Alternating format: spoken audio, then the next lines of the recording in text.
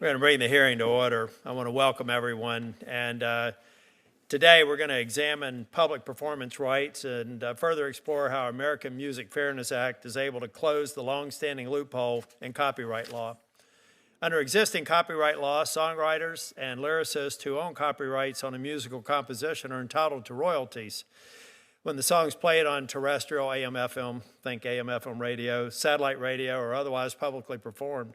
However, the recording artists and producers who own the copyright in a sound recording of a musical composition are usually different from those who hold the copyright to the composition. The holders of the recording right do not enjoy the same protection and right to royalties as composition rights holders do when the recording is publicly performed. Though the global leader in music, America remains the only democratic nation and one of the few countries globally that does not compensate performers or copyright holders when their songs are played on AM/FM radio. This denies American artists an estimated $200 million a year in performance royalties that would be due to them in virtually any other country. Now, the purpose of this hearing, I think most of y'all know that you've met with me in my office or talk to me about other bills. I don't like to have, I like to bring people to the table and come up with a reasonable and fair outcome. The purpose of this hearing is to get everybody at the table, to hopefully keep them at the table versus being on the table. I want to try and come up again with a just and fair solution, and I think it starts with hearings like this. I'm going to turn to Senator Schiff. I see Senator Padilla is here. I also expect Senator Blackburn. If they get here before it is time to open up and introduce the witnesses, I will give them an opportunity to speak. But now I'll turn to Senator Schiff, my ranking member. Thank you, Chairman Tillis, and thank you to all our witnesses for joining us today. This subcommittee has always been guided by a simple principle that creators deserve to be compensated for their work. Whether we're discussing patent protections for inventors, trademark rights for businesses, or copyright protections for artists and writers, our intellectual property system exists to ensure that those who create value can share in the benefits of their creativity. The principle goes back to our country's founding, when the Constitution granted Congress the power to promote the progress of science and useful arts by securing for limited times to authors and inventors the exclusive right to their respective writings and discoveries. Which brings us to today's hearing and the opportunity to address an inequity in the creative ecosystem in which performing artists in America go uncompensated when their recordings are played on terrestrial radio. Songwriters get paid, music publishers get paid, all as they should. But the artists whose voices we actually hear get nothing.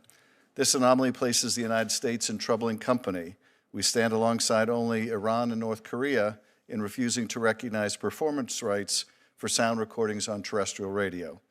Nearly every other industrialized nation, including China, has recognized that artists deserve compensation when their work is broadcast. This isn't just about fairness at home. American artists are losing an estimated $70 to $100 million annually in foreign royalties because other countries won't pay our artists when we refuse to pay theirs. The American Music Fairness Act, led by Senators Blackburn and Padilla, offers a bipartisan strategy to address this inequity.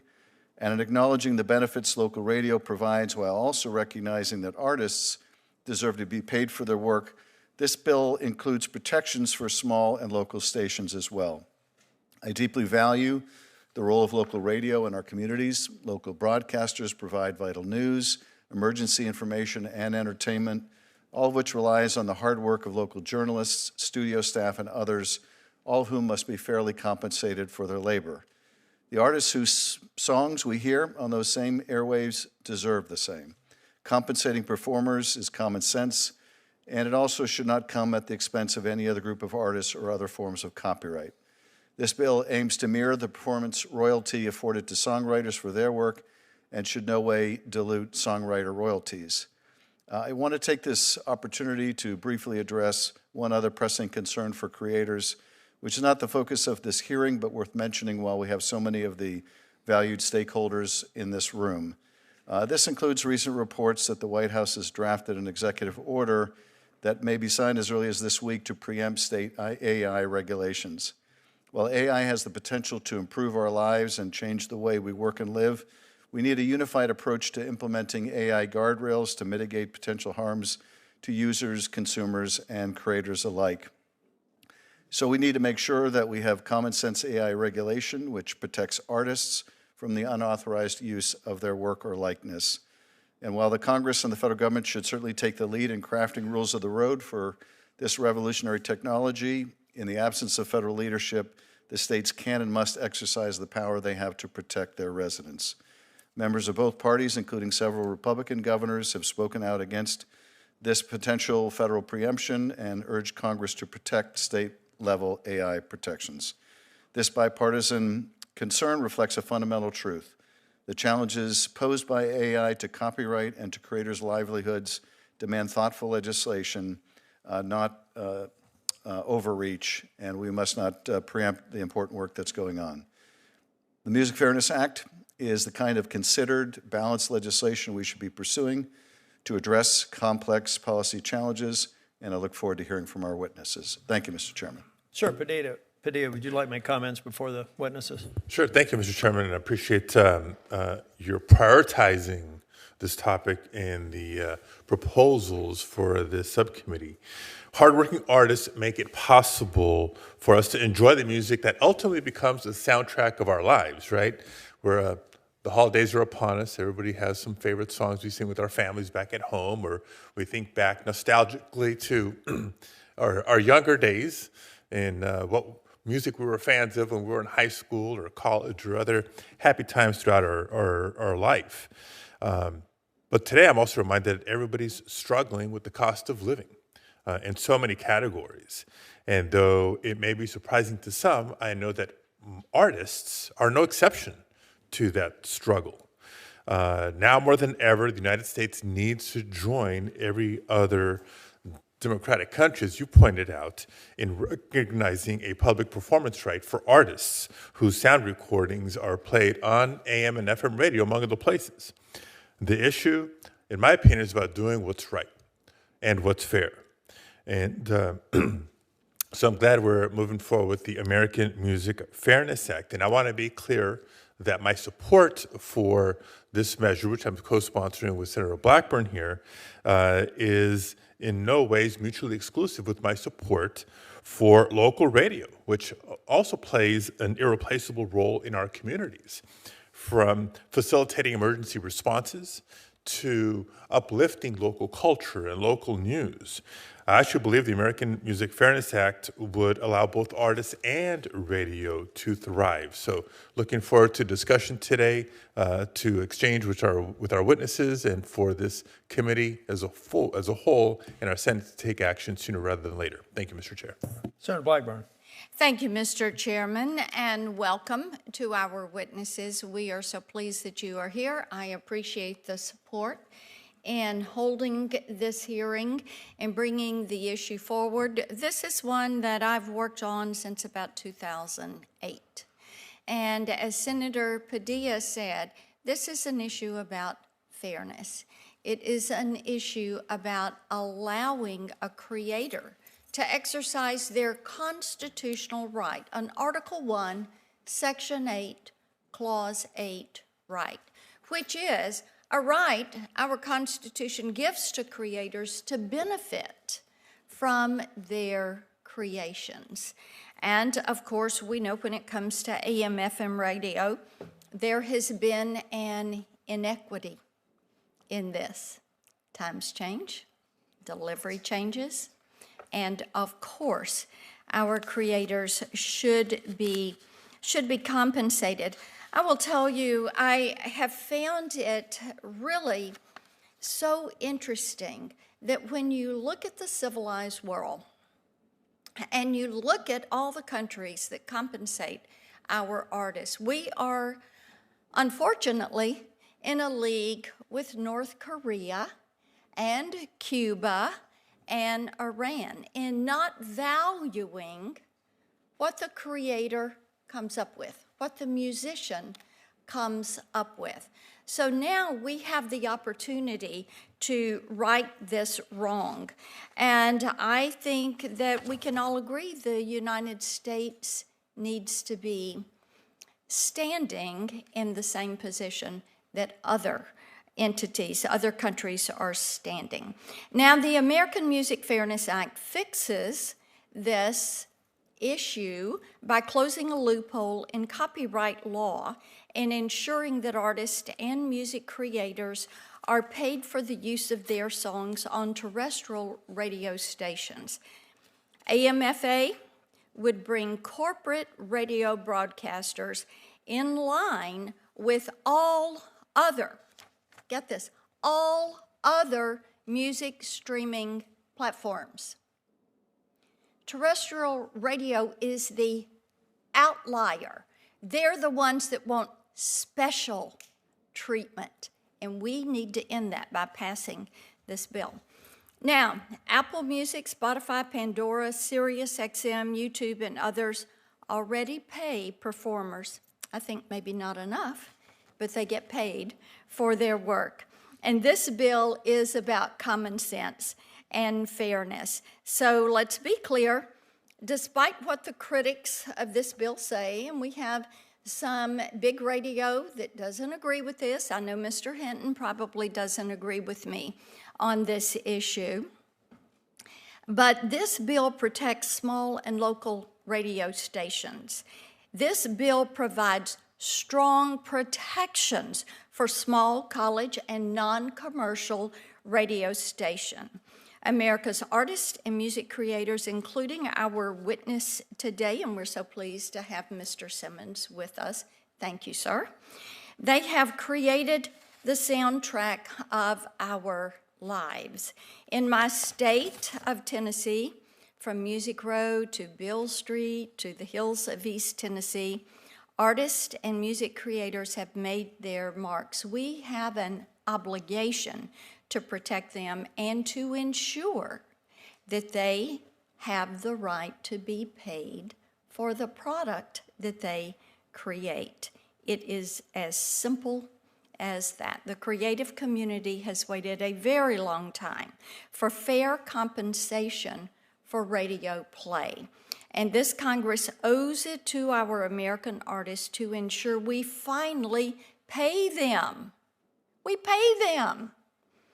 And they deserve to be paid. So thank you, Mr. Chairman. Welcome to our witnesses. I look forward to a thoughtful exchange.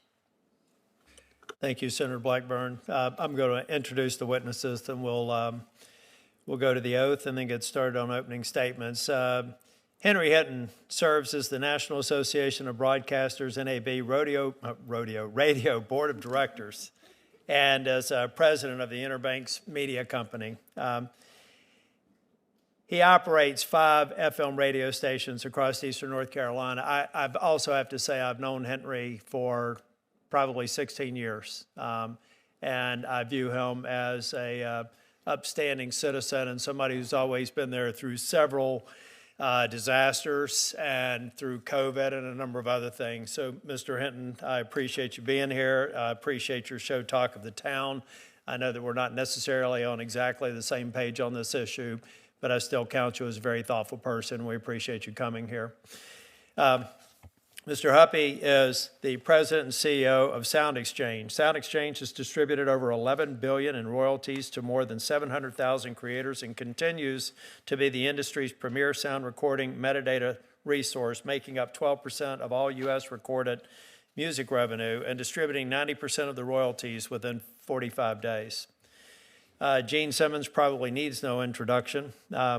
He's a musician and best known as the co-founder, bassist, and co-leader of the hard rock, I don't necessarily call it hard rock band. This was in my staff notes. I'm going to call it just a good, solid rock band. He co-founded KISS in 1973 when I was 13 years old, and I remember it, alongside bandmates Paul Stanley, Ace Frehley, and Peter Criss. The band was inducted into the Rock and Roll Hall of Fame in 2014. Since its start, KISS has sold more than 100 million records globally and produced over 30 gold albums. This past Sunday, KISS was honored at the 2025 Kennedy Center Awards. At this point, I'm going to just have you all stand, if you will. We'll do a quick oath, and then we'll get to the opening statements. If you'll please raise your right hand. Do you affirm that the testimony you're about to give before this committee will be the truth, the whole truth, and nothing but the truth, so help you God? Thank you. You may be seated. Mr. Hinton, we'll start with you. Good afternoon, Chairman Tillis, Ranking Member Schiff, and members of the subcommittee. As Senator Tillis said, my name is Henry Hinton, and I'm honored to be here today testifying not only as a local broadcaster from Greenville, North Carolina, but also on behalf of the more than 5,100 free, local, over-the-air radio stations across America that serve your constituents. I'm the president of Interbanks Media, where I proudly work alongside my son to operate 5 FM radio stations in eastern North Carolina. I'm also privileged to serve as a longtime host of the locally focused radio show Talk of the Town. I know firsthand the value and collaborative partnership of our stations and what we have with recording artists. But make no mistake, I also know firsthand that a new performance royalty imposed on local radio will create harm for stations, listeners, and these very same artists. I've worked in radio since I was in high school in the 60s. I started as a DJ, worked in sales, moved into management and ownership. I also spent years in sportscasting, having done play-by-play in color at both UNC Chapel Hill and East Carolina University, my alma mater. My first year in Chapel Hill in 1983 was Michael Jordan's last year in Chapel Hill. I've always loved the broadcaster credo, doing good and doing well, a theme that's played out time and time again throughout my career. We are a uniquely free service, and the backbone of our local communities is evident. We serve our communities in ways that no other media can. Just last week, I want to tell you about what we did in eastern North Carolina. We had all-day radiothons Thursday and Friday of just this past week. We raised over $105,000 for local families this Christmas. It's a program we do every year in partnership with the Salvation Army. That gives back directly to our North Carolina neighbors in need. Our stations are not only the source for the latest music, but the place that listeners turn to for entertainment, inspiration, and information, including as a trusted voice during emergencies and natural disasters. Our market in eastern North Carolina sits in the path of nearly every hurricane. That's when radio's resiliency truly shines. We inform people of the approaching danger. We remain on the air during the storm and its aftermath to provide reliable updates when it matters most. I remember in 2016 when Hurricane Matthew ripped apart entire communities. Our stations became the only means of communication for many people. Cell service failed. They had no other way to communicate. We stayed on the air for days, keeping people informed and providing a 24/7 platform for emergency personnel to communicate with the public. After the hurricane, we worked with the Avett brothers at their request, and we raised $365,000 to help communities rebuild. I personally went from town to town in our listening area, delivering checks to help with local needs in those areas. I'm proud of the real-life partnership that exists between radio and recording artists. Broadcasters around the country are known for spotlighting new and upcoming artists and serve as an integral part of artist promotion. The broadcasters around the country, the continued relevance and value of radio is affirmed by daily local radio broadcasters around the country as record labels continuously contact stations to promote new artists and music and look for radio airplay to help them launch their next hit. We're immensely proud that over-the-air radio is free to our listeners, but it is not free to those of us who provide it. Radio stations pay countless fees, including annual FCC regulatory fees, copyright royalties to performing rights organizations like ASCAP, BMI, CSAC, GMR, and streaming collectives like Sound Exchange. Local broadcasters today compete against tech giants and global streaming services, some of whom, ironically, are now trying to emulate the essence of radio on their platforms. Streaming services are able to recoup costs through subscriptions and fees that they charge to their users. We cannot. This makes the imposition of a new performance royalty economically untenable for local radio broadcasters. When new fees are imposed, free local radio's only option is to cut elsewhere. Stations have to make the choice between covering local football games or paying new fees, between making their payroll or sending more money to the recording industry. an industry currently making record profits, I might add. Imposing a new fee on radio's free service would jeopardize jobs, require stations to cut back local involvement in the community, and place more pressure on radio stations already struggling to survive. This not only hurts radio stations, but local communities and the artists who rely on radio's unprecedented reach to engage new and existing listeners. In conclusion, I want to applaud the senators and nearly half of the House of Representatives that support the Local Radio Freedom Act, which opposes the imposition of this fee. I encourage this committee to follow suit and refrain from imposing a performance fee on radio. Thank you for inviting me to testify today, and I look forward to your questions. I saw Mr. Huppy. You're going to come next. You're taking notes. I kind of do things a little bit differently as a chair. I kind of like debate club. So number one, after you finish your opening statements, I'm going to turn to Senator Blackburn to take my spot. I'll be asking questions last, but you all take notes if you hear anything and you want to do it in a professional manner. When it is your opportunity, I'd like for you to address the issues that you may have a disagreement with. Mr. Huppy. Thank you, Mr. Chairman. It's an honor to be here today to testify about the American Music Fairness Act. This is the first hearing the Senate has held on this issue in roughly 16 years. During that 16-year period, radio corporations made roughly $250 billion in advertising revenue, while recording artists were paid exactly zero. At that 2009 hearing, former Chairman Leahy said, quote, "It appears the broadcasters are using someone else's property without compensation. That might be okay in other countries, but it's not consistent with American property laws." Mr. Chairman, it was true then, and it's true now. As Senator Blackburn posted last week and stated again here, quote, "The United States is the only industrialized nation in the world that does not pay performers when their music is used on AM/FM radio. In fact, even Russia and China pay. We are in the company of the most notorious abusers of property rights in the world, joining North Korea, Iran, and Cuba." Let that sink in for a moment. And because we don't pay artists for radio in the U.S., other countries use that as an excuse to avoid paying Americans. It's gotten so bad that countries like France will actually collect American royalties, yet give those American royalties to French artists. Americans are losing out on hundreds of millions of dollars overseas every year, on top of what they are already losing here at home. And Mr. Chairman, the music landscape has changed dramatically since the last time the committee took up this issue. Back then, broadcasters argued that radio promotes artists by exposing listeners to new music, but that is no longer the case. Streaming platforms like Spotify and Apple Music now account for 85% of music industry revenue, while music discovery actually happens on social platforms like TikTok and YouTube. The days of hearing a song on the radio and going out and buying your CD or an album at a store are long gone. All other music delivery platforms pay the performer, but for some reason, AM/FM just can't, even though they made nearly $14 billion last year in advertising from playing music. They pay their DJs, they pay their talk show radio hosts, they even pay artists when the very same AM/FM programming is streamed online. But they argue that extending that right to analog broadcast of FM radio is a step too far, and that it will put small stations out of business, which is simply not true.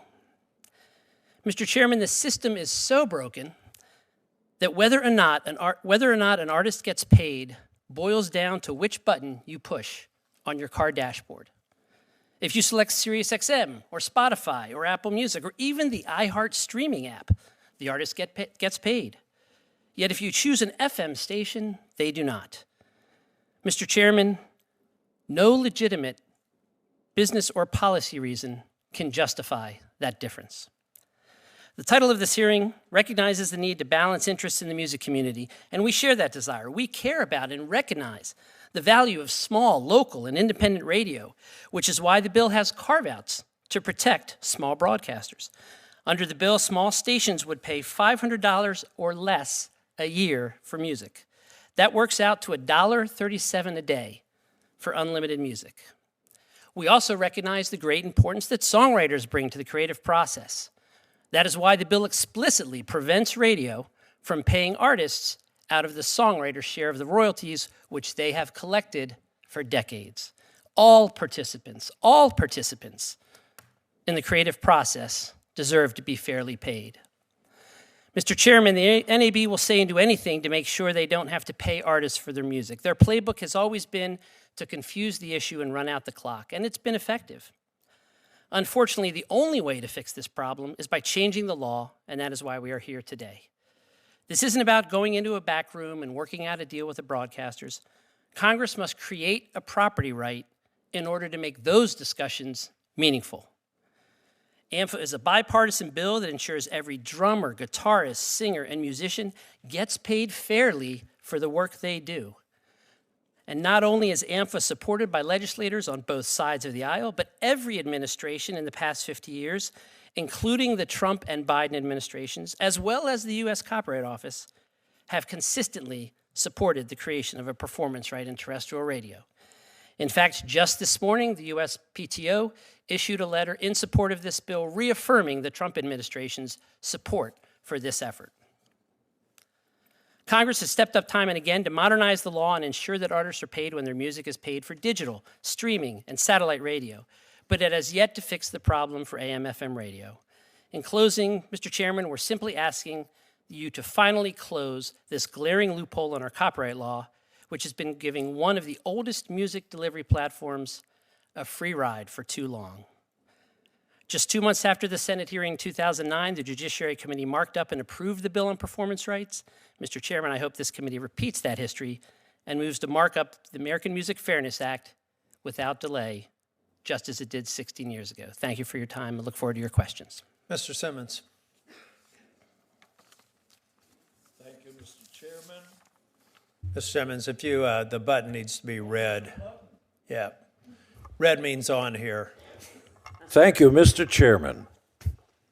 I was happy to see many of you this Sunday where KISS, our little band, was honored at the Kennedy Center with President Trump. I'm proud to say I first met President Trump years before he got into politics, and I'm happy to remind everyone here in this room that our President Trump signed the Music Modernization Act in 2018.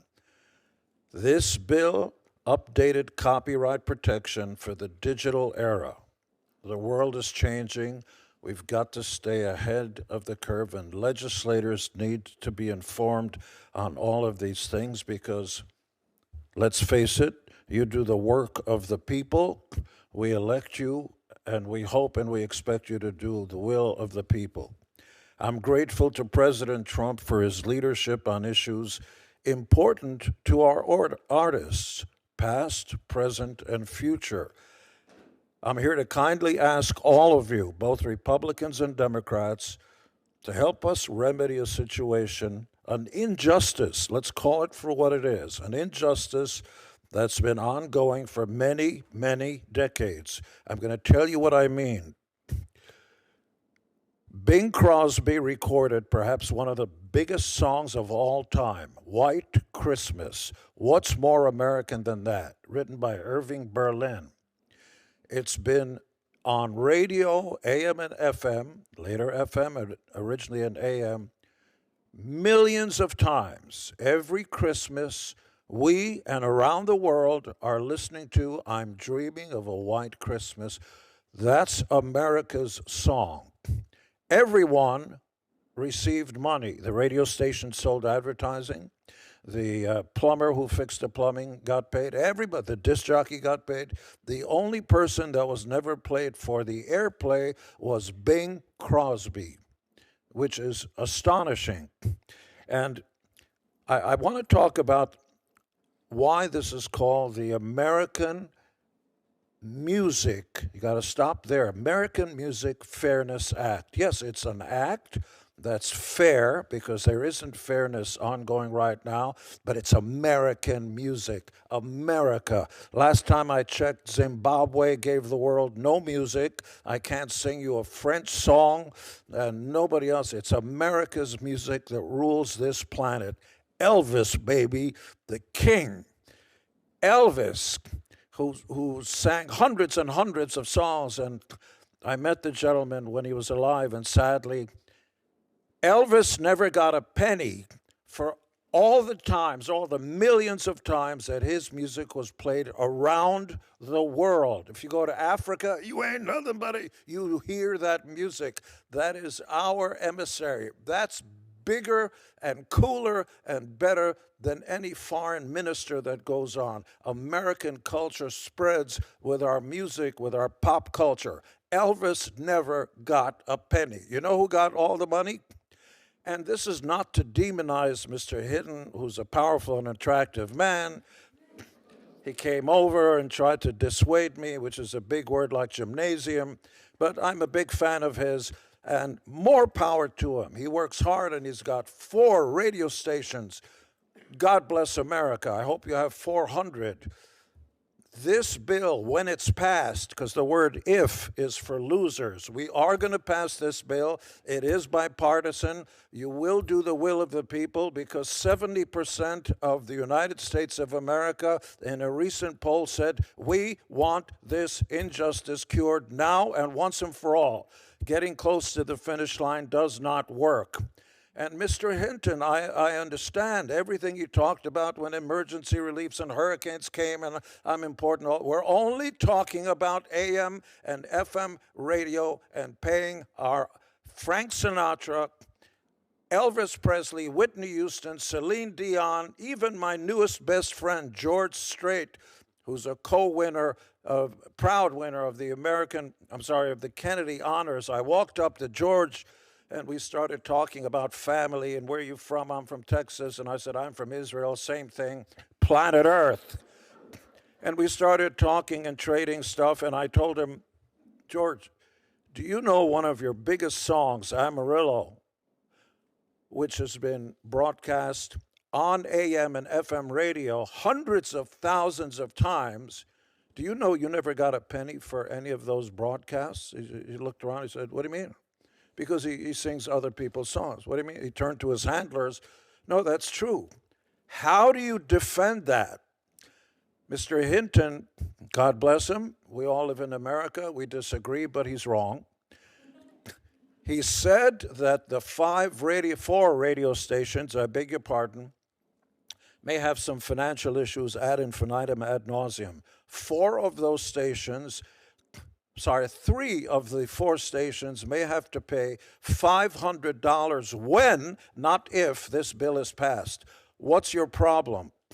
How do we dare come in second to Russia, an alleged country led by a despot, when they do a better job of paying our king of rock and roll, and we're going to stand by and not pay today's artists and future artists? Because let's face it, our children are tomorrow's stars. They're going to claw and fight their way up to the top, and it's really hard to do it. And once you reach the top of Mount Olympus, which is in the center of America, baby, don't kid yourself, it ain't in Greece. This is the land of opportunity where greatness is possible if you put your metal, I'm talking about heavy metal, so what I just did, it was a joke. When you work hard and you get to the top, what do you got? Zipperoonie. That's not the American way. If you are against this bill, you are un-American. You cannot let this injustice continue. It looks like a small issue. There are wars going on and everything, but our emissaries to the world are Elvis and Frank Sinatra. That is who, and then when they find out we're not treating our stars right, in other words, worse than slaves. Slaves get food and water. Elvis and Bing Crosby and Sinatra got nothing for their performance. You got to change this now for our children and our children's children, and I know you will. The president will sign this once all you guys respectfully get your act together and put this across the board. Let's do the right thing. God bless America. Thank you, Mr. Simmons. Senator Blackburn, I'm going to let you take my first time. Absolutely. Thank you so much, Mr. Chairman. Thank you each for your testimony. Mr. Hinton, I want to come to you first. I guess you could probably imagine that. I've worked with the NAB for years trying to get them to agree to a template like we have. I want to clear up a couple of things. You mentioned in your testimony that this would cause harm. Let me ask you this. Not paying artists for their sound, their voice being on radio. They're getting zero money. Do you think that causes harm to the artist? Well, Senator, thank you for that question. Don't say thank you for the question through this. It eats up my time. Go ahead. All right. Quickly. The reality is American radio reaches 79% of Americans every week. 226 million people listen to radio every week. But the problem that we have, I asked you about causing harm, not about your audience. So let me move on, because you are causing harm. You've got an oldies station. You've never paid Sam Moore's estate a dime for Soul Man. And I bet you use that as bumper music a good bit. And you talk about being a free service. Your free service, do your advertisers look at you and say free service? The answer to that is no, they don't, because they're paying what you say is the rate. And the more listeners you have, the more they're going to pay you for that advertising. And the better music that you play that people actually want to hear, then the more you're going to be able to charge them. If we shut down all the music, you wouldn't have anything but a talk station. So I think we need to realize that. Also, you talked about being on the air for emergencies. The FCC requires you. They have that override when there is an emergency. You did not do that out of the goodness of your heart. You do that because you are mandated to do that, and thereby you provide that public service, and we appreciate that our radio stations do that. I would also remind you that when you talk about being a partnership between the artist and the radio stations, there is a new form of payola that is out there, and it's called having these artists do private shows for your advertisers, again, so that your worth is more to your advertisers. So indeed, it's kind of lopsided because they're making nothing and you're making millions of dollars. You and your son started this business not to be charity, but to make a profit and to serve your communities and to allow local radio. And for football games, you have advertisers. Again, you're providing a service, but you're being paid. The people that do not get paid are the performers. Mr. Simmons, let me come to you. You laid it. Can I respond to any of that? No, sir. It's my time. Okay. Thank you, sir. If we do a second round, I'll give you the opportunity to respond. Mr. Simmons, it's well past time to pass the American Music Fairness Act. I want you to very succinctly say, this is why we need to do it today. We have to do it today because AI is right around the corner. This is an archaic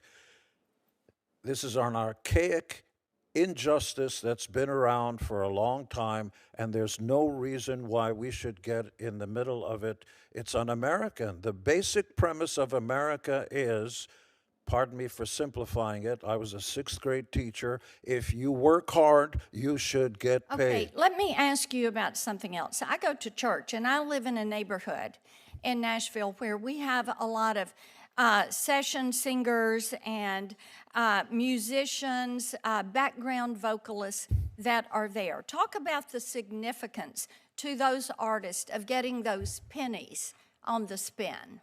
It's often, see, when you mentioned Elvis and Frank Sinatra and everything, we're talking big ideas because they've scratched and worked their way to the top. The new artists really need these pennies when they get heard as their career starts on radio, but there's no income. How do they get there? How do they claw their way up to the top with the help of radio? And again, I'm not here to demonize Mr. Hinton or the radio stations. We need each other. Performers need radio. Radio needs performers. But for God's sakes, equitable doesn't mean you get zero, and radio makes $14 billion just this last year. That's not equitable. I know it's a big word like gymnasium, but come on, Hinton, let's get with it. Let's become American.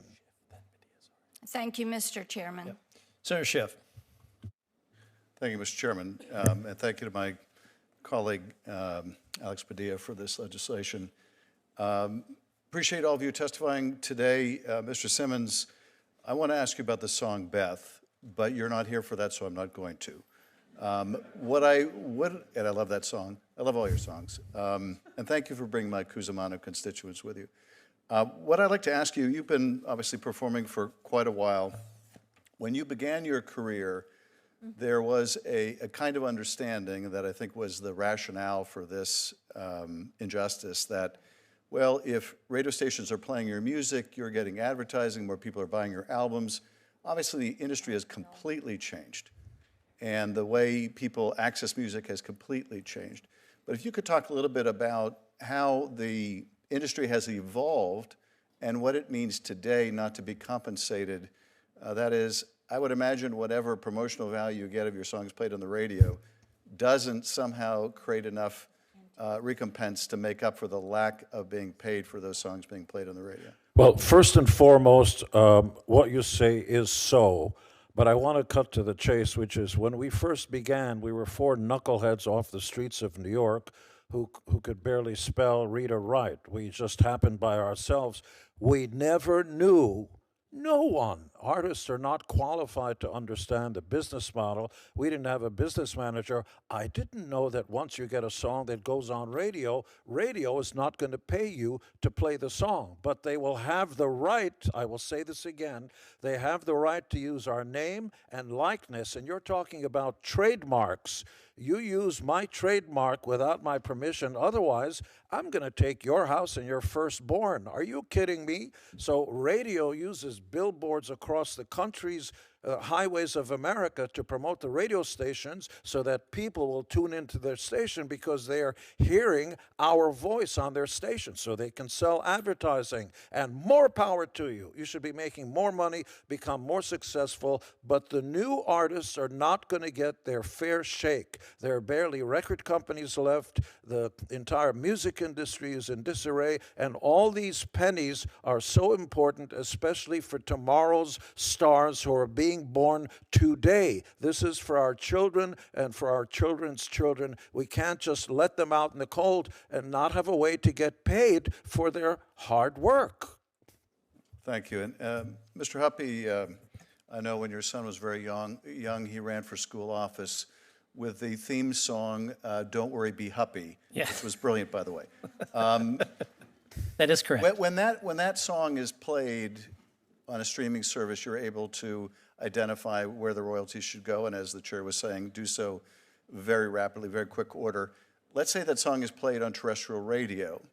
Are there any challenges to being able to determine when that's being played, providing the same kind of mechanism for compensation that you do with the streaming services? The mechanics behind doing that, Senator, would not be that difficult at all. As you well know, we already receive much of the data about plays and artists and songs when almost all of these FM stations rebroadcast online. So in a way, we're already paying for the digital part of their business. And the FM part of their business is the much larger part, $14 billion a year. And the mechanics of getting the payments out would be quite doable. Thank you. Mr. Hinton, there are provisions in the bill that are designed to try to help smaller broadcasters. Tell us, if you would, why you believe those provisions are not workable. For, I think, college stations, it might be $100. For smaller stations, it might be $500. Why are those carve-outs not adequate for the smaller stations? And for the larger stations, why shouldn't they pay the compensation to the artists they're airing? Well, the $500 exemption is going to apply to a small number of stations, but there are over 4,000 FM stations in the country, including some of mine, that would not fall under that exemption. And there are a lot of small market broadcasters right now that are barely hanging on. And understand, it's not $500, it's another $500 on top of FCC regulatory fees and all the PROs that we're already paying.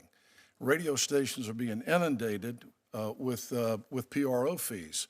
Senator Tillis and I have had this conversation for the last couple of years. The whole landscape, the ecosystem that's worked for 100 years is under strain because streaming services are a problem for the performers. They're a problem for radio stations. We are competing with streaming services that are owned by the largest big tech companies in the world. And our revenues as a result of that are dropping. BIA, who is the organization that tracks revenues for the broadcast industry, this is a very important fact. You may not be aware.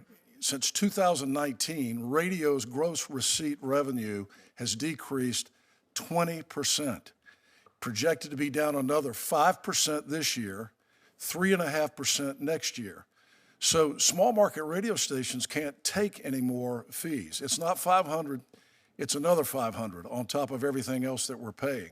And I'll tell you, anybody that thinks $500 is a small chunk of change has never had to run a small market radio station. Thank you. I yield back, Mr. Chairman. Mr. Hinton, you'd ask if you want to make a brief comment in response to Senator Blackburn's questions, you can. Then I've got questions for you. Yes. You know, I'm a little bit surprised that radio is being demonized the way it is. I want to remind people that this ecosystem that we operate in has been working for both the radio industry and the music industry for 100 years. As you're answering the question, can you give me a sense of what's different about Europe and the stressors that they have economically, and they're still achieving the reimbursement? What's different about the American terrestrial radio option and the European option where they seem to have resolved this issue? Well, the first thing I would say to you is that radio stations in America are free, and we're part of a free market system. If you go to European countries and some of the countries that have been mentioned, radio stations are owned by the government. The relationship between the music industry and the radio industry has been fantastic, and it's worked beautifully for the years.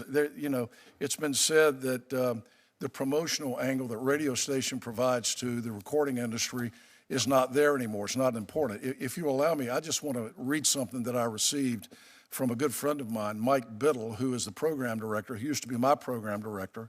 He's now program director at WQDR in Raleigh, which is one of the legendary country music stations. I asked Mike last week, Mike, tell me what kind of contact you get on a week-to-week basis with the recording industry and music labels. And if you don't mind, I'd like to read a couple of lines from that email. 16, exclamation point. That's the number of record label representatives I've communicated with over the past 5 days. 4 of them are at the vice president level or higher. The reason? They want airplay from our radio stations.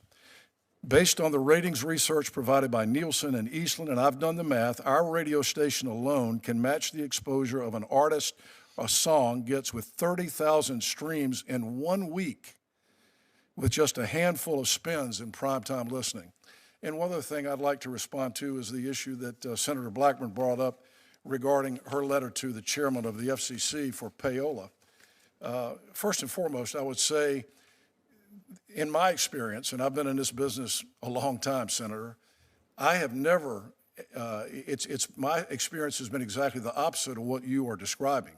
It's normally artists coming to radio stations wanting us to provide promotion for something that they're promoting with a relief concert or something. Just like happened with us after Hurricane Matthew, the Avett brothers came to us and said, will you help us promote a hurricane relief concert, which we did and raised $365,000. I can tell you this, that we take the issue of payola very seriously. NAB has a policy. We all follow it. We are very serious about following payola and not breaking any federal laws, especially that one. Last question for you, or from me. Have you modeled what the economic impact would be on your stations, or has NAB done any modeling on what the economic impact would be on various stations if this bill is ratified? Well, let me start with this, Senator. The radio industry is free over the air. when we hear about these other streaming services that are paying performers' rights, remember this: they can pass their fees on to. Yeah, I get that. What I'm trying to get at is the economic impact and what stimulated. This isn't from my staff notes. Well, what again, stimulated you and I've had this conversation before. I think we should be advocating for is for Congress to take a look at the entire ecosystem. Well, I got you. All PROs. But I'm just trying to get back to the NAB in particular. I wouldn't expect you and your radio station to have done some modeling about what the impact would be. You're asking me for a percentage of how it would impact us? I'm trying to get, we've already, there's a stipulation that some of the smaller market or college radio stations be either $100 or $500 impact. So I'm trying to get that's not a lot. It would have a de minimis impact in terms of performers' compensation. I'm just trying to get a sense of what this would represent to a radio station like yours that would not necessarily enjoy the carve-out or the exemption, roughly what it's going to cost. And I would assume you can just do a look back I and honestly determine. don't know the answer to that question. It's going to be on a per-station basis. Yeah. I think it'd be helpful, as we move forward to get, it would seem to me it'd be deterministic. You look back 12 months, look at what you played, and then determine if the law would pass, what it would be. But I think that'd be helpful for the record. Well, Mr. Huppy, do you have any insight on well, here's the other thing when I'm talking with the NAB. They talk about bad actors. I'm not going to name three-letter players in this industry, but they talk about some other folks who are constantly breathing down the broadcasters' back. Are you sympathetic to any of that with some of the music distributors and the way that they're treated? Yours is a very different model, but I'm just kind of curious. Yeah, we're not in the radio promotion business, so I'm not as familiar with that, Mr. Chairman. I will say, in terms to answer to your last question, you asked about sort of modeling out. I will say, again, I share the respect for Mr. Hinton and the amazing network that he's built out, but 4 of his 5 stations would be eligible for the $500 a year carve-out. And the other comment, if I could, Mr. Chairman, there's a lot of talk about promotion here. The bill takes into account any promotion effect. If there truly is promotion, then I would suggest the broadcasters can put their money where their mouth is and recognize it will be a factor expressly considered by the people that set the rates for this.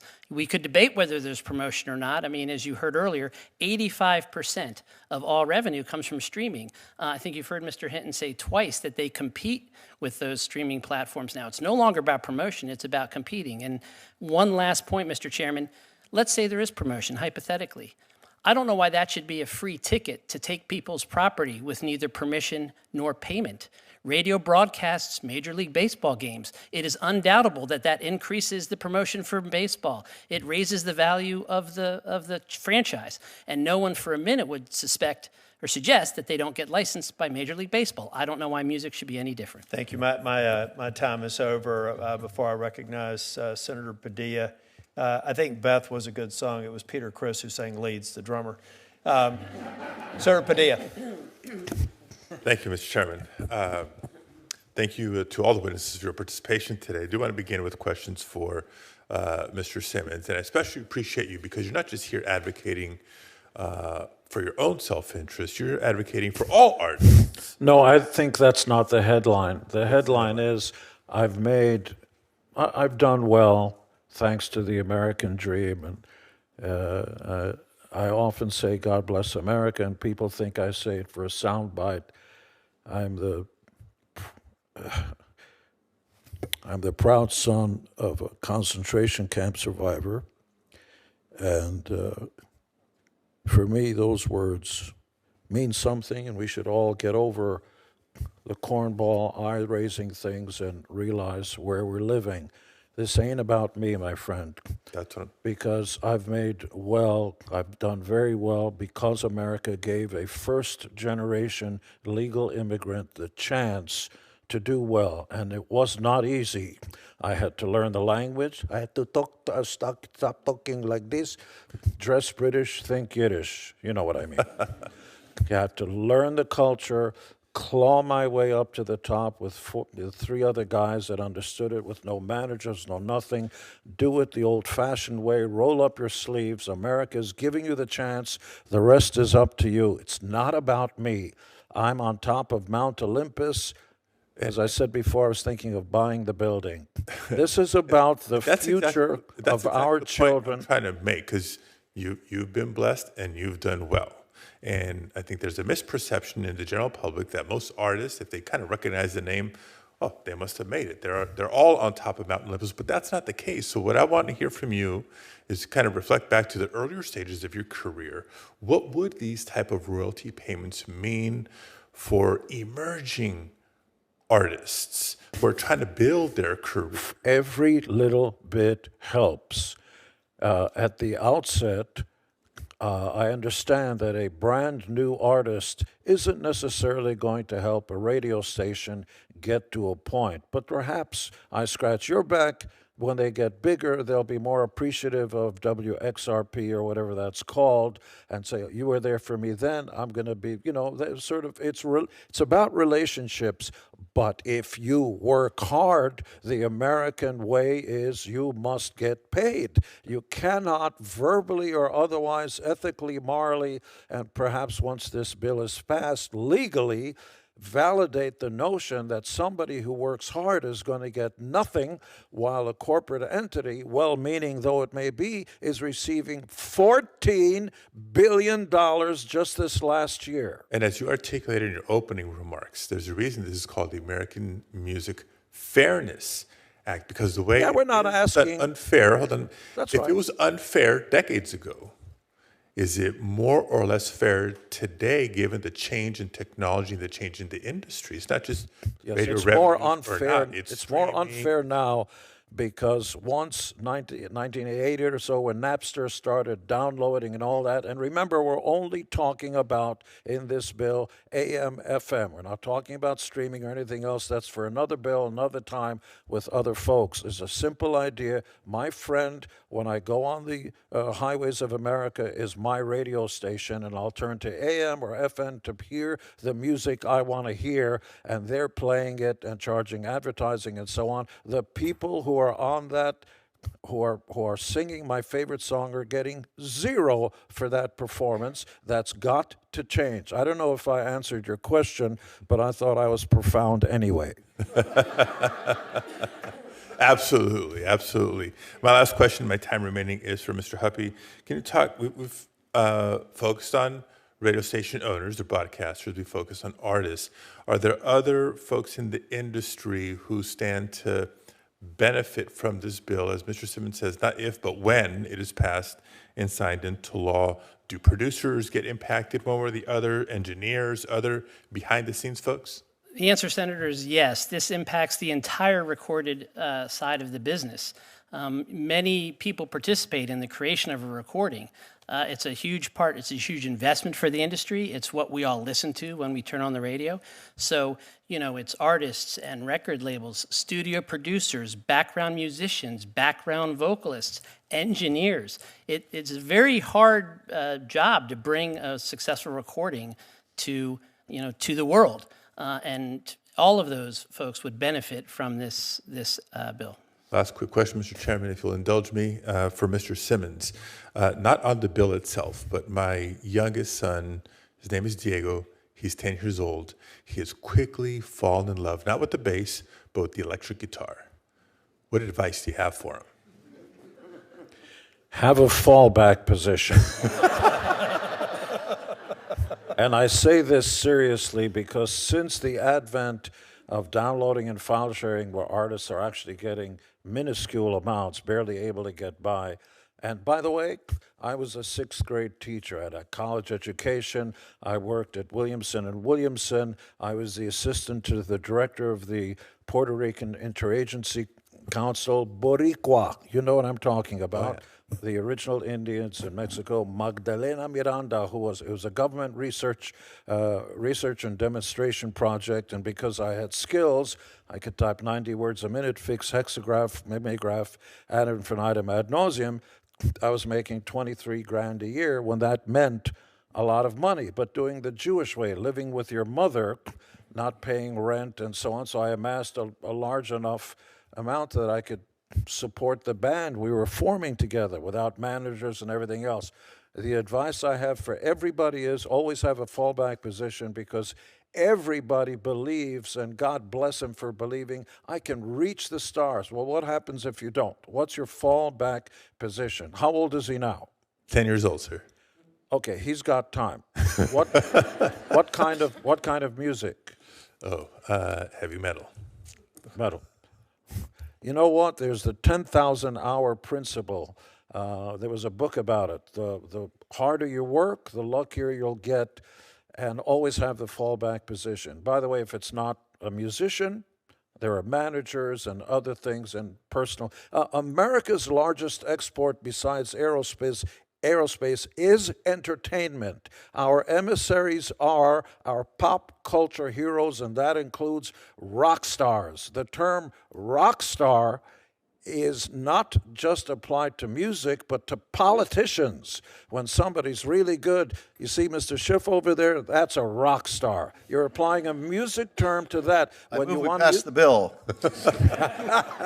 When you're using it as a verb, let's rock. We're going into extended play here. We need Thank to you move very to much. Senator Thank you, Welch. Mr. Chair. This is Senator Welch. important. Around the world, rappers call themselves rock stars. You go to anywhere in Africa, Europe, it's American culture. I'm getting the kick that says basically, shut up, let them talk. But I'm passionate about this because it goes back to our children. Don't let the future, our children, not have an opportunity to make a few pennies. We're not asking for a lot. You guys are making, respectfully, Mr. Hinton, you guys are making $14 billion a year pre-tax. I understand the hardships of the American tax system. That should be changed also. Flat tax, everybody. We're going to have to move to Senator Welch. Okay, if you've got a solution for that, we'd like to see the bill text. I've been We've working enjoying on that. I've been enjoying the concert. No charge. All right, there's two values. All right, look, radio is incredibly important, and it's a lot of stress. But local radio, especially, I think is really important because our communities don't have the glue that holds them together, and local radio can do that. You mentioned the radio that was done to help raise money for aid, but we can't have radio without artists, and artists struggle. And, the proposition that it's free because the radio is free, that's like, tech is saying it's free Gmail. But there are a lot of other collateral consequences that we have very little control over and are struggling with. So how do you answer the basic question that if you broadcast somebody's creative work, they shouldn't get paid? Yeah, it is. Well, again, this is the system that we operate under. It's worked for 100 years. We've had a system. No, but seriously, it's worked for you for 100 years. Well, respectfully. 14 billion. Last year. Well, let me clarify that I did not make $14 billion last year. No. And I will say, again, I'll repeat what I said earlier. The latest statistics are that radio revenues are down 20% since 2019. Here's why I'm interrupting. It's just a basic fact. It should be a basic value. If you provide a service to me, I come in and I want to get radio advertising, you charge me money for that, and I benefit. And the tool you use to sell your advertising is the creative work of artists.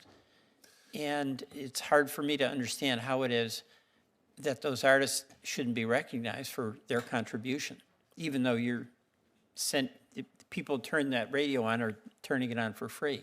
May I answer?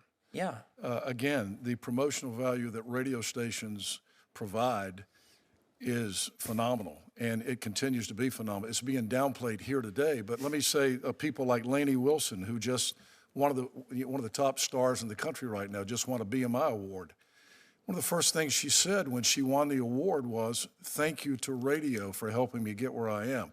I just mentioned. Okay, I get that, and politicians, if they go viral, that's a good moment for them, and that's over the media that is free. But there is the point that Mr. Simmons has been making, and that is that a lot of artists have to struggle an awful long time and with very little compensation. And what motivates them is their dedication to their craft, to wanting to express that and the healing power that music can have, and them having the opportunity to contribute. So that system doesn't work for many of the artists.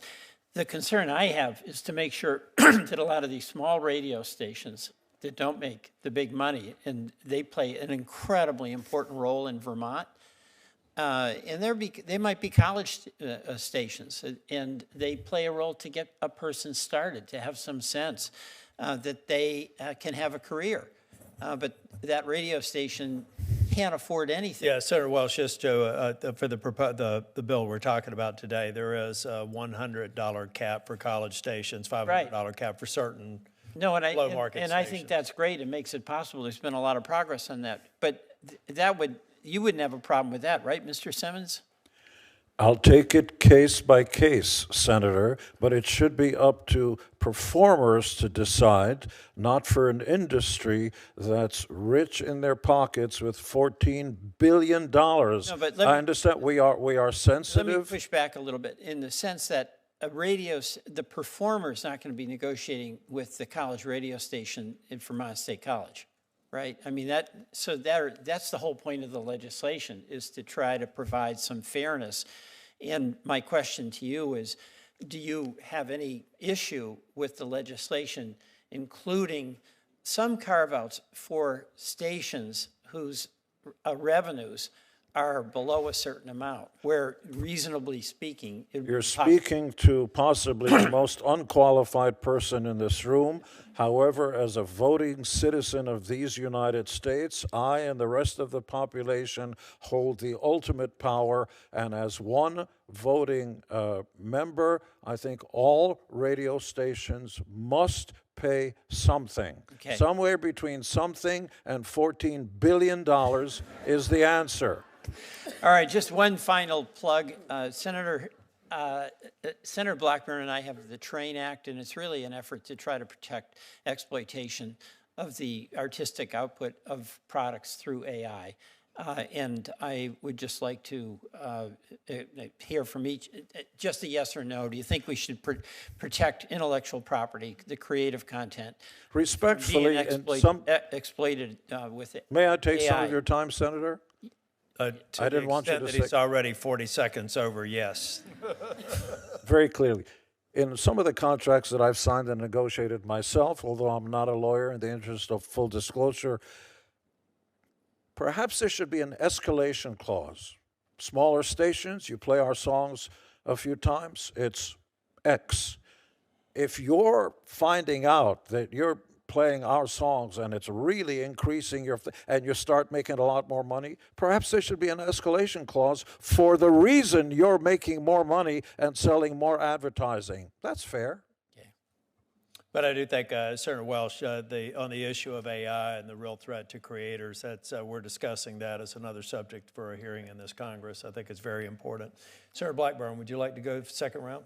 I would indeed, and Mr. Chairman, I have several letters of support for the AMFA, and they are letters from the Recording Academy, RIAA, American Association of Independent Music, SAG-AFTRA, Society of Composers and Lyricists, the Christian Music Trade Association, over 300 performance artists, a group of conservative pro-property rights organizations supporting the bill, a letter from USPTO Director John Squires supporting congressional action on over-the-air public performance rights, and a letter from the Director of the USPTO and Registrar of Copyrights during the first Trump administration supporting over-the-air public performance rights. Without objection, it'll be included in the record.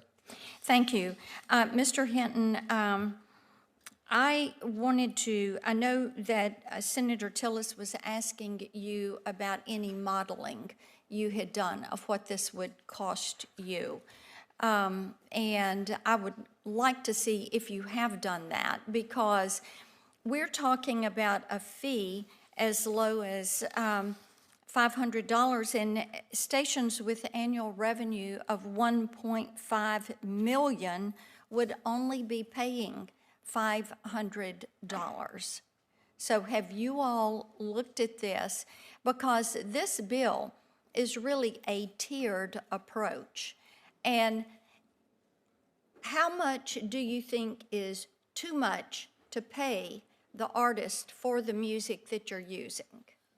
Senator, my understanding is that the rates have not been set. My colleague at NAB just passed me a note that the rates have not been set. We have not done any modeling. They'll be set by the Copyright Realty Board, or Copyright Royalty Board, but we don't know the answer to that yet. Okay, so you've done no modeling to look at That's correct. any of this. Well, you know, I think we've gone over and above to try to protect radio stations. Have you had the opportunity to read the bill? I have. Okay, great. And looking at that bill, then how much is too much to pay an artist for their music? What would you set that at? Senator, again, you know, the promotional value that radio stations provide. You're on the NAB board, sir, and what I'm looking for is fairness for these artists. You're asking me for a number that I don't have. You don't have a number. You just know paying anything is too much. I just know what I'm paying already, and this is going to be added to what radio stations are already being burdened with in the copyright space. So since there are other fees, you think that that gets you off the hook from paying musicians and artists, since you're already paying fees. So, and by the way, we take promotional value into account in the bill. That is, and you might want to kind of gloss back over, give that section another read, because we do account for that promotional value. You talked about that radio, that artists benefit, and indeed they do. And radio stations are important partners, but we want radio stations to be fair to the artists, because you buy clothes, you benefit from clothes. You buy food, you benefit from the food you buy. You benefit, and your advertisers benefit by the music that you play. But the people that create that music don't get anything at all. They get nothing.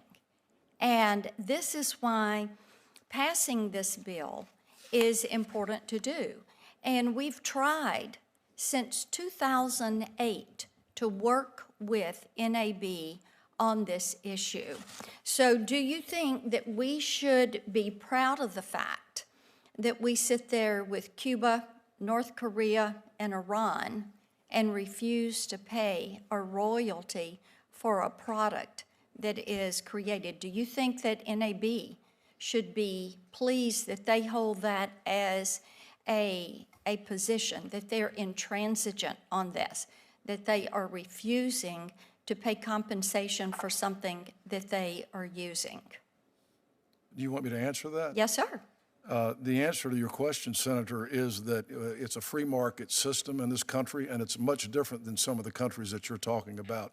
And the system has worked for a long, long time that benefits radio stations and recording artists. In fact, I would say to you that the radio industry and recording business have gotten along great and need each other. And outside the walls of this building and in Washington, D.C., it's not a controversial or adversarial relationship Sir, at all. I would It's invite very you to symbiotic. come.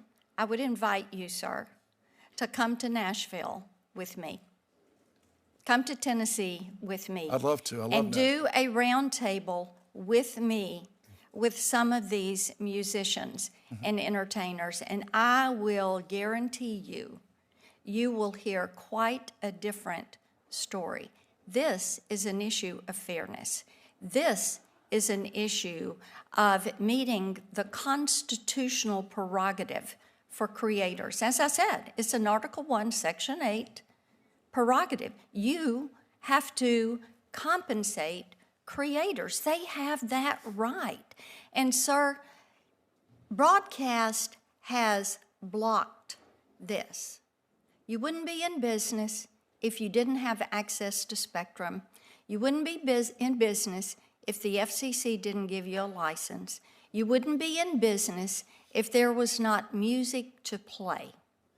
So this is the fairness issue. And I know you want to grow this business and hand it to your son when you're ready to retire and head to Florida and play golf. And what we want to do is make certain radio can flourish and that entertainers can also flourish. Thank you, Mr. Chairman. Senator Schiff. Thank you, Mr. Chairman. Mr. Hinton, I just wanted to underscore something that Peter Welch said earlier. I certainly have no interest in demonizing radio broadcasters, local radio. I admire what you do. I like what you do. I listen to it all the time. I'm a fan, and I understand there's enormous financial pressure on your industry, particularly with the explosion of these streaming service, and you're competing with the giants. So I just want to let you know I acknowledge all the concerns that you've raised. I think we've tried to strike a fair balance in this, but I am mindful of the financial pressure you describe, and I don't want to act as if we're not aware of that. And as you say, there have been ways in which your industry and artists have collaborated and come together on things like the No Fakes Act and other legislative initiatives, and I'm grateful for that kind of collaboration. I think it's really important. Mr. Simmons, I want to ask you, there was probably a point in your career, as there is in almost every musician, where you wondered, are we really going to be able to make a go of this? Am I going to be able to earn a living this way? At that critical crossroads where probably a lot of artists decide they just can't make a go of it, what would it mean to have that additional revenue from hearing their works performed on the radio? Can you tell us what that moment was like, if you ever experienced that? Maybe you knew from the beginning you were going to be a hit no matter what, so maybe you're the exception, but tell us what that moment was like for you, if you experienced it, and what it means to others to have that little extra help to get you to the next level. At the outset of any career, all those pennies, bits and pieces are so important. It sometimes is the difference between success and failure. There was a band that just recently announced, a band called Garbage, successful. They sold 1 million records of something. Shirley Manson, the lead singer, announced they were quitting the music business because for them it was not financially feasible. There are different income streams. When you play a concert, if you do well, you do well. There are some bands that do better in concerts, like the Grateful Dead, who didn't sell as many records, and so on.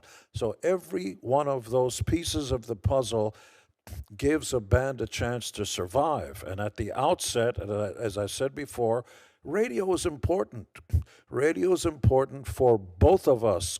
Radio needs artists, and artists need radio. That's fine. I'm going to keep going back to the same old point. One of those two is making a fortune, and the other one, for doing all the hard work, is getting Zipola. I'm going to say it again.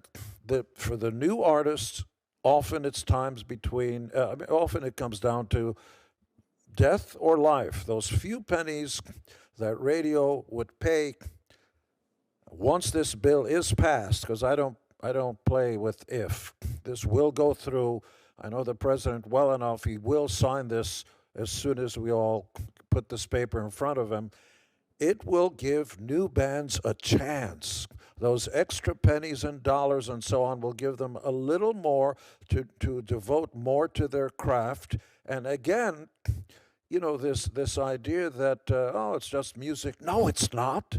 It represents America. They are our emissaries to the rest of the planet. We want to have big superstars so they can tour overseas. So everybody says, that music comes from America. I want to go to America. One of the reasons my mother and I wanted to come to America, I wanted to come, is Elvis. Where was he born? I can't think of a single performer, artist or anything that comes from, I got to go to France to hear, no, I don't, it's like, shut up.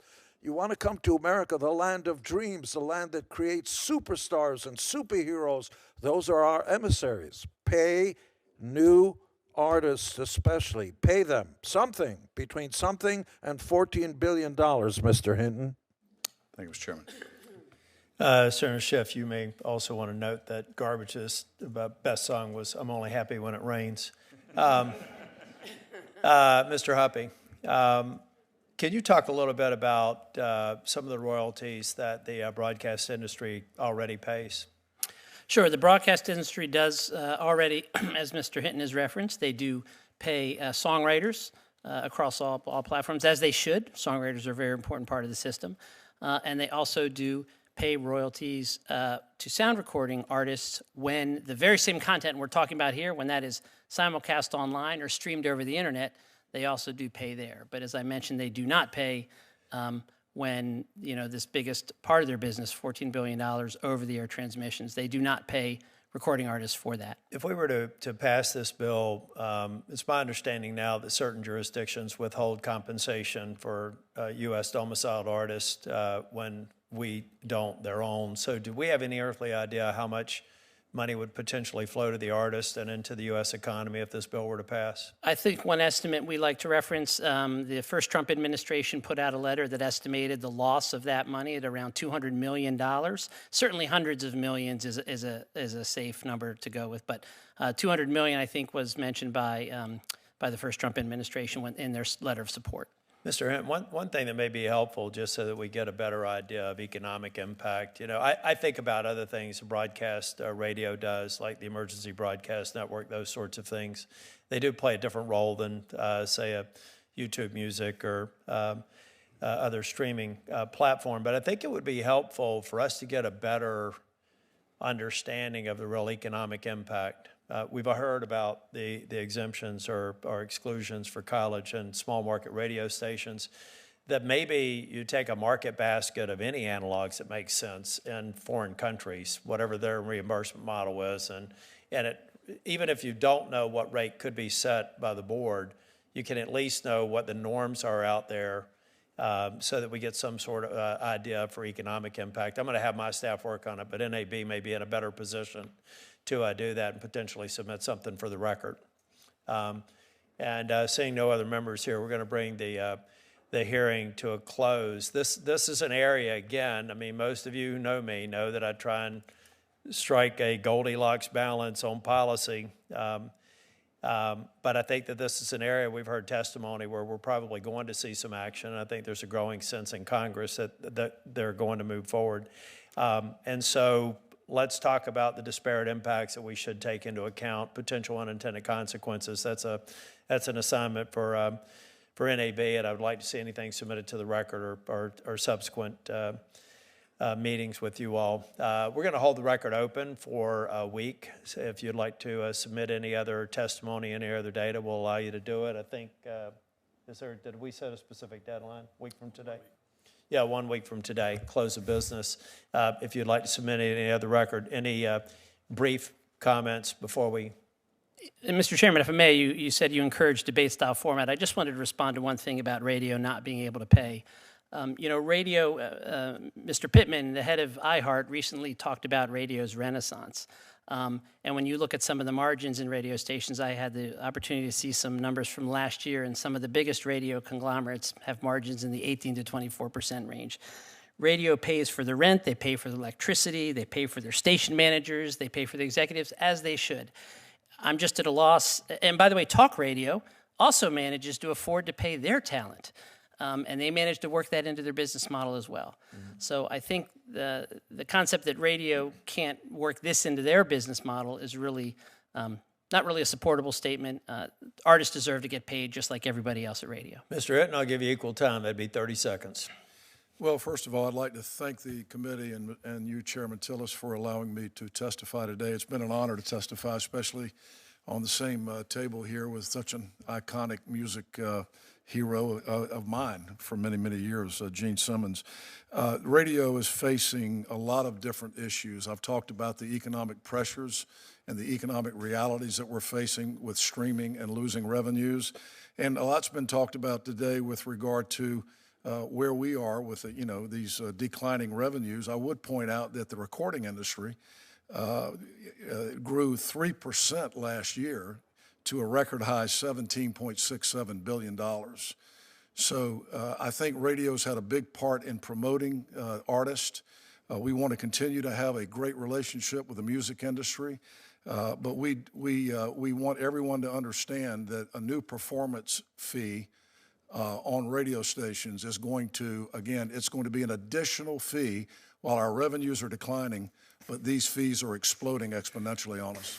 Okay, my time has expired. Mr. Simmons, thank you for being here. Congratulations on your recognition Thank you, and this in week, the and thank you for following- having an impact on so many people. Thank you, and in the following week, if you need me to fly back here and state our case again, I'd be more than happy to. Thank you. Thank you. The hearing's adjourned.